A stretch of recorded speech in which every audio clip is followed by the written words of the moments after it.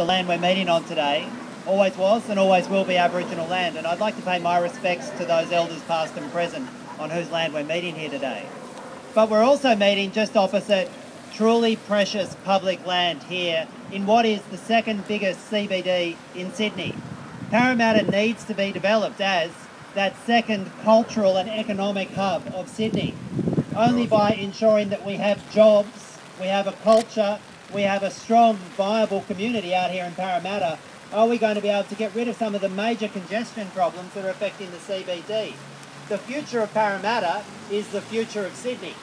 And when you look here on this precious public land right here on the riverbank in Parramatta, it just beggars belief that the state government is thinking of handing it over to any private entity. Whether it's a church, whether it's a property developer, any private entity shouldn't be receiving this scarce public land. Now, this isn't a case of bashing the Catholic Church, by no means. The Catholic Church has its own pastoral duties and its own pastoral perspective, and you welcome that in any community. But when you're talking about the centre of the second biggest CBD in Sydney, when you're talking about what the potential of having this arts hub right here in the middle of Parramatta, and you only have to look across at the Riverside Theatre, go for a walk upon the riverbank, realise what a special place this could be, realise what benefit it could bring culturally and economically here to Parramatta and Western Sydney, you realise the only long-term solution to this site has to be retaining it in public hands. Now, if the Premier is engaged in some secret backdoor dealings with the Catholic Church, she needs to come out and tell the people of Sydney about it. This really is the dying days of a dying administration here in New South Wales.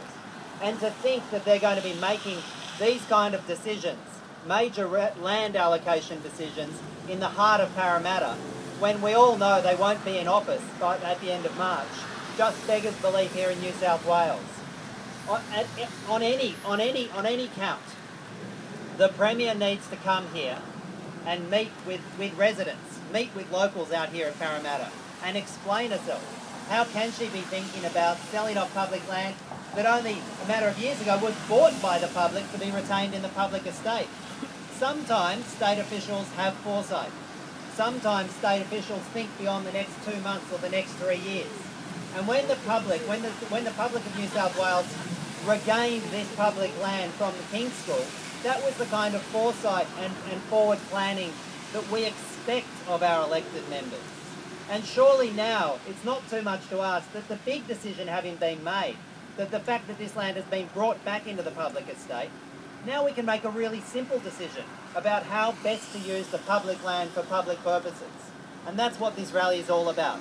Public land, scarce public land, being retained and used for essential public services. And it's hard to think of a more essential public service than ensuring Parramatta is not only the economic hub, but also the cultural hub of Western Sydney. So look, I wish you all the best in your campaign. I can tell you now, your local Greens candidates, I see Phil and Astrid here, strongly endorsing and supporting this campaign.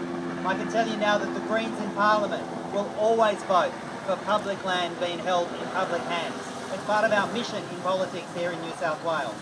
So thank you for the invitation to come today. I assure you you have our full support, and it's wonderful to see this kind of turnout, including the artistic elements, on such a rainy and miserable day. So thank you very much. Hey. Hey. Thank you, David. Hey. And I've been